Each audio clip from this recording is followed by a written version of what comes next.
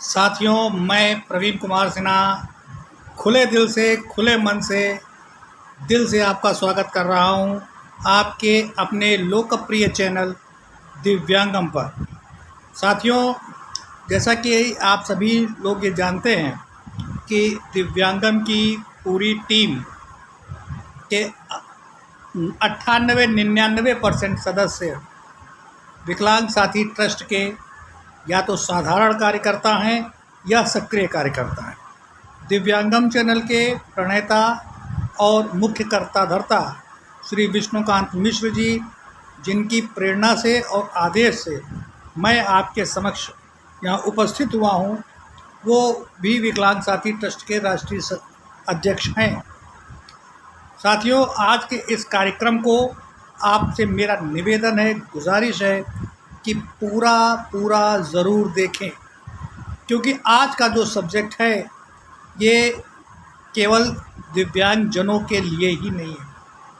ये समाज के हर उस सदस्य की बात कर रहा है, हर उस व्यक्ति की बात कर रहा है जिसका समाज से ना चाहते हुए भी सरोकार है।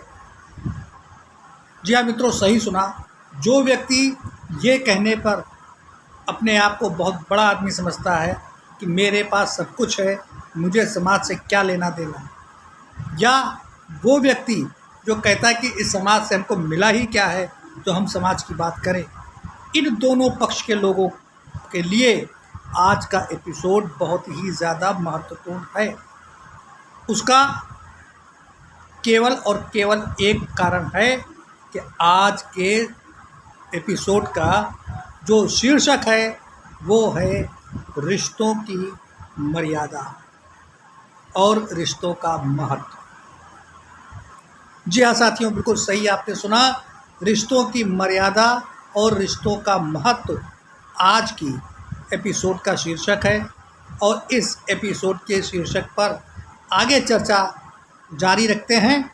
उसके लिए मैं आप लोगों को, जो लोग इतिहास जानते हैं, या मैं माफ़ी चाहता हूँ, मेरी बात को विवादित ना बनाया जाए, हिंदू धर्म से जुड़े हुए लोग जो हैं उनके लिए विशेष रूप से मैं कहूँगा, सतयुग में जब राजा हरिश्चंद्र हुए थे, उन्होंने उस समय सत्य की मर्यादा को कायम रखने के लिए रिश्तों की बलि चढ़ाई।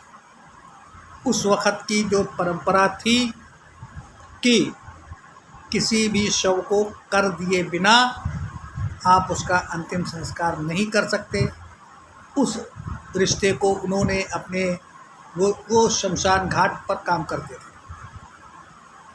तो उनका जो व्यावसायिक रिश्ता था, उन्होंने उस रिश्ते की मर्यादा को निभाया और स्वयं अपने सगे पुत्र के शव को उन्होंने तब उसका अंतिम संस्कार करने दिया जब उनकी पत्नी ने आंचल का, अपनी धोती का टुकड़ा फाड़कर उसको कर के रूप में दिया।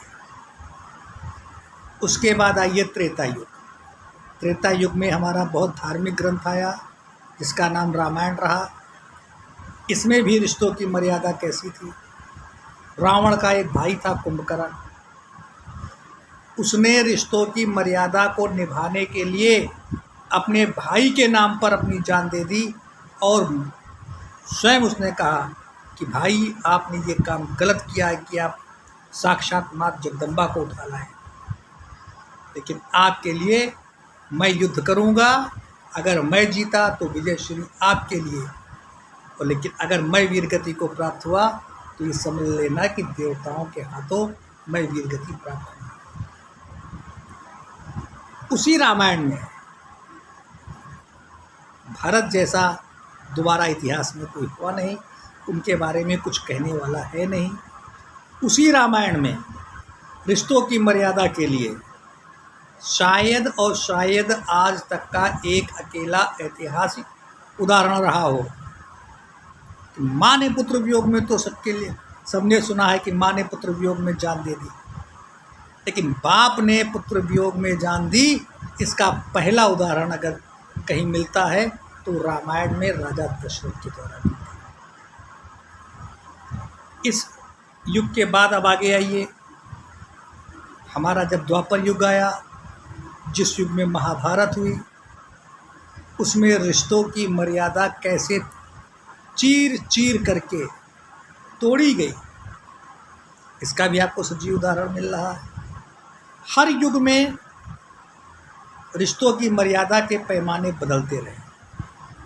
साथियों, अब हम कलयुग में जी रहे हैं। हमको किस युग से क्या सीख लेनी चाहिए, इसका एक बहुत बड़ा प्रश्न हम लोगों के सामने आज खड़ा है। क्या हमें सतयुग में राजा हरिश्चंद्र जैसा सख्त होना चाहिए? क्या हमें त्रेता युग में जन्मे किसी एक पात्र की बात नहीं कर सकते? रामायण काल के लगभग सभी पात्रों के लिए चाहे अपने सुख की बलि देनी पड़े, चाहे अपने जीवन की बलि देनी पड़े, क्या हमको उससे कुछ सीखना चाहिए? या अपने स्वार्थ के लिए रिश्तों की मर्यादा को कैसे जीर्ण शीर्ण किया जाता है, ये द्वापर युग के महाभारत काल से हमको कुछ सीखना चाहिए। ये एक बहुत बड़ी बात है। मैं आप सभी साथियों से एक बात ये कह रहा हूँ कि हम शैशव काल से रिश्तों पर ही आधारित हैं, प्रत्यक्ष या परोक्ष रूप से। रिश्तों का पहला घूंट हमको हमारी माँ पिलाती है अपने दूध से। हमारे रिश्ते वहाँ से चालू होते हैं और अपने पिता की अंतिम संस्कार करके एक पुत्र का धर्म हम निभाते हैं इस समाज में रह के, चाहते हुए भी या ना चाहते। साथियों, ये रिश्तों की मर्यादा हम खासकर दिव्यांगजनों के लिए बहुत ज़्यादा संवेदनशील होती है। लोग हमें रिश्तों के नाम पर समय समय पर छला करते हैं, समय समय पर ठगा करते हैं। मैं बार बार नाम ले करके किसी एक परिवार के लिए परेशानी नहीं खड़ी करना चाहता। हमारे दिव्यांगम चैनल पर एक बहुत ही सक्रिय भाई हैं जिनकी घर में स्थिति है कि उनको तिमंडले पर डाल दिया गया है और घर में सबसे आखिरी में उनको भोजन मिलता है। वो रिश्तों पर ही तो आधारित है। ये उनकी दशा है। पीके वर्मा जी हैं, इनका नाम मैं चौकस छाती 56 इंच की छाती करके मैं इनका नाम लेता हूँ। इनकी स्थिति ये है कि इनके इर्द गिर्द लोग इनसे रिश्ते बांधने के लिए टहला करते हैं। इस चैनल के प्रणेता श्री विष्णुकांत मिश्र जी, जिन्होंने हम सब लोगों से एक अजीब व गरीब एक रिश्ता बना लिया है कि ना चाहते हुए भी इनसे हम जुड़े हैं। बिन फेरे हम तेरे वाला हाल। तो स्थिति ऐसी है समाज में कि कहीं भी हम देखते हैं कि रिश्तों के नाम पे हमको ठगा गया और कई जगह ऐसा होता है कि हमने रिश्तों के नाम पर लोगों को ठगा। क्या ये सत्य है? ऐसा होना चाहिए? मेरी समझ से नहीं। रिश्तों की मर्यादा को हम लोगों को बहुत ही संवेदनशीलता के साथ समझना चाहिए और लोगों को भी समझना चाहिए। हमारा सामाजिक ढांचा, हमारा राजनीतिक ढांचा पूरे रिश्तों पर आधारित है।